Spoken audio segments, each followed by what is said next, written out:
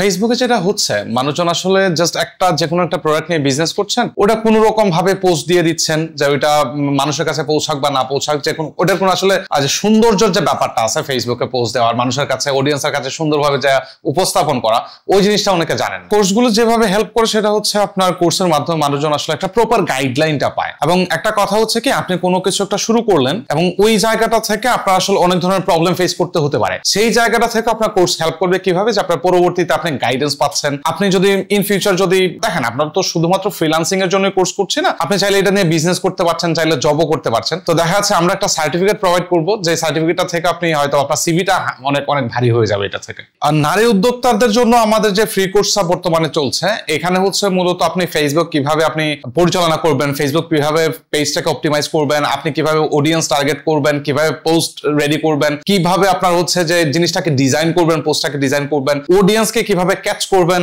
পাশাপাশি হচ্ছে ওই অডিয়েন্সকে আবার কিভাবে রিটার্গেট করবেন। এক কথায় হচ্ছে এফ-কমার্স বিজনেসের A to Z আমরা এই কোর্সটাতে আমরা রেখেছি, তাও টোটালটাই ফ্রিতে এবং মহিলাদের জন্য শুধুমাত্র। আমি তো ল্যাপটপ নিয়ে ঘাটাঘাটি করতাম, তো একজন আরে আমার পাশের রুমে বললো যে ভাই আমার একটা কম্পিউটার আছে, তুমি এটা একটু দেখো তো কি হয়েছে। তখন আমি গেলাম, দেখলাম যে কম্পিউটারটা স্লো। আমি ভাবলাম যেহেতু আমি উইন্ডোজ করতে পারি, সবগুলো যা ভাইরাস টাইরাস সব ডিলিট হয়ে যাবে, নতুন হয়ে যাবে। ওরা জিজ্ঞেস করলাম ভাই তোমার ফাইল টাইল কিছু লাগবে? বলে লাগবে না। বলে তাহলে আমি এটা পুরো নতুন করে দিচ্ছি তোমাকে। তো সেই হিসাবে আমাকে ও 50 দিরহাম দিল, আধা ঘন্টা কাজ হয়ে গেল, ওটা উইন্ডোজ নতুন করে ইনস্টল দিলাম। তারপরে ওই আমার বিজনেস শুরু হয়ে যায়। এইভাবে এই স্কিল থেকেই আমি একটা কম্পিউটারের মানে দোকান ফিক্সিং করা, ওইটা থেকে শুরু করি। এর মাস থেকে আমি আরেকটা যখন করি, 2010-এর দিকে ইন্টারনেটটা একটু রেয়ার ছিল। 2010-এর দিকে আপনি ইন্টারনেট যে ইজিলি পাওয়া যাবেন এরকম না। ওই সময় একটা সিম কার্ডের ইন্টারনেট নিতে গেলে 10 GB ইন্টারনেট দিত 460 দিরহাম, যেটা বাংলা টাকায় এখন হবে 460 দিরহাম, প্রায় অনেক টাকা। ইভেন আমি ইন্টারনেট যখন চালু করি তখন সবসময় দেখতাম যে ঘাটাঘাটি কোনটা কম দিয়ে কিভাবে শুরু করা যায়। ছোটবেলা থেকে আমার ওই ধরনের একটা হ্যাবিট ছিল যে জিনিসটাকে আমার একটু আকর্ষণ হতো, প্যাশন হতো, সেই জিনিসটাকে নিয়ে আমি ভালো করে ঘাটাঘাটি করা। এই জিনিসটা থেকে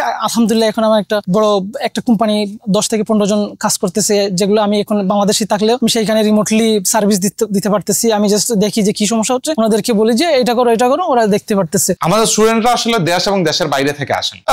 আমি দেখেছি আমাদের স্টুডেন্ট আছে ইন্ডিয়া থেকে আসেন, দুবাই থেকে আসেন, USA UK থেকে আসেন আমাদের স্টুডেন্ট। তো ওনাদেরকে তো আসলে ফিজিক্যালি আমাদের অফিসে নিয়ে এসে ক্লাস করানো সম্ভব না, তো সেই কারণে আমরা অনলাইনটা রেখেছি। এই দুইটাই উদ্দেশ্য মূলত অনলাইনে ক্লাস করানো। বর্তমানে আমাদের ডিজিটাল মার্কেটিং কোর্সটা আছে, আমাদের সোশ্যাল মিডিয়া মার্কেটিং কোর্স আছে, আমাদের গ্রাফিক ডিজাইনের কোর্স আছে, এবং আমরা আরো যে মার্কেটে যে চাহিদাগুলো রয়েছে, যেরকম AI এর চাহিদা রয়েছে মার্কেটে, ভিডিও এডিটিং এর চাহিদা রয়েছে, গ্রাফিক ডিজাইন তো অলরেডি আছে আমাদের কাছে, ইথিক্যাল হ্যাকিং এর চাহিদা রয়েছে সহ আরো যতগুলো চাহিদা সম্পন্ন কোর্স রয়েছে, আমরা সামনের দিকে আস্তে আস্তে ওইগুলো নিয়ে আসবো। ফ্রিল্যান্সিং এবং উদ্যোক্তা আমি মনে করি না আলাদা কিছু। কারণ হচ্ছে ফ্রিল্যান্সিংটা যেটা, সেটা হচ্ছে আপনি হয়তোবা কাউকে শ্রম দিচ্ছেন। নরমালি আমরা যেটা বুঝি ঘরে বসে কাজ করি, লাইক আমি যদি রিমোটলি কোথাও জব করি, সেটাকে আমরা ফ্রিল্যান্সিং বলছি। পাশাপাশি হচ্ছে উদ্যোক্তাটাও সেম জিনিস। আপনি হয়তো কোন একটা বিষয়ে আপনি শুরু করেছেন, একটা উদ্যোগ নিয়েছেন, যেটাকে আপনি একটা বিজনেসে রূপান্তরিত করেছেন। দুবাইতে আমি যখন প্রথমে কাজ শুরু করলাম, শুরু করার পরে একটা অফিসে কাজ করতাম, তো আমার কম্পিউটারের প্রতি যুক্ত থাকার কারণে ওইখানের অফিসের ল্যাপটপটা ইউজ করতাম। ল্যাপটপটা ইউজ করার পরে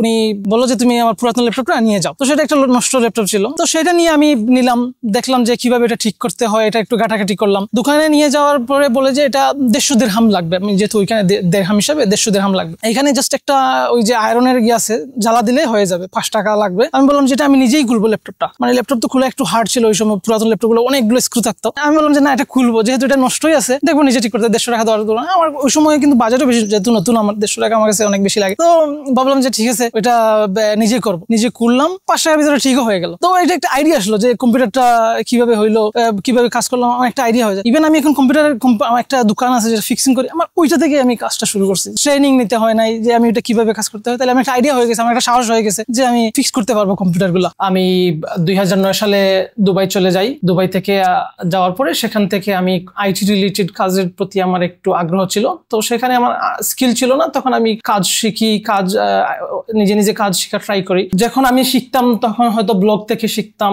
এভাবে নিজে নিজে শেখা ট্রাই করি। তখন থেকে আমার মনে হয়েছিল যে আমরা একটা এভাবে শিখি যারা ঘরে বসে অনলাইনে শিখতে পারে, ইজিলি হয়। যেহেতু আমি স্ট্রাগল করছিলাম, সেখান থেকে থেকেই আমার এই প্ল্যান ছিল, তখন আমি ওইভাবে শুরু করি। তো সেখান থেকে শুরু করার পর থেকে আমি 2015 থেকে 2022 পর্যন্ত আমরা কাজ করি। 2009 গেছিলাম আমি, 2009 থেকে 2015 পর্যন্ত আমি এরকম শিখি অনলাইনে কিভাবে hosting business, online business, digital marketing এগুলো শিখার পরে থেকে আমি প্ল্যান করি যে আমরা এরকম একটা প্ল্যাটফর্ম তৈরি করব যেখানে সবাই শিখতে পারবে। অনেকেই দেখছি যে আমরা বাংলাদেশিরা যারা যায় বাহিরে সবাই আনস্কিল, কোনো দক্ষতা ছাড়া যায়। তো আমি ভাবলাম যে এরা শিখার প্রয়োজন। আমরা যখন শিখাইছি অনেক প্রবাসীরাই শিখতেছে। এখন আপনারা দেখতে পারেন অনেক প্রবাসীরাই আমি দেখছি যে অ্যামাজন বিজনেস করতেছে, অ্যামাজনে, তারপর আবার ডিজিটাল মার্কেটিং বা জব হিসাবে অনেক ডিজিটাল মার্কেটিং করতেছে, সাইবার সিকিউরিটি নিয়ে কাজ করতেছে। ডিজিটাল মার্কেটিং জরুরি শেখা, কারণ হচ্ছে যে ডিজিটাল মার্কেটিং এখনকার যুগে আপনারা আগে দেখবেন যে সবাই সেলস করতো, টিভিতে অ্যাড দিত, ফ্লায়ার দিত, তারপরে এরকম, সেটা হচ্ছে যে এখন আর হয় না। যেটা ইজিলি সবার হাতে এখন ফোন আছে, স্মার্টফোন আছে, স্মার্টলি সবাই কানেক্টেড।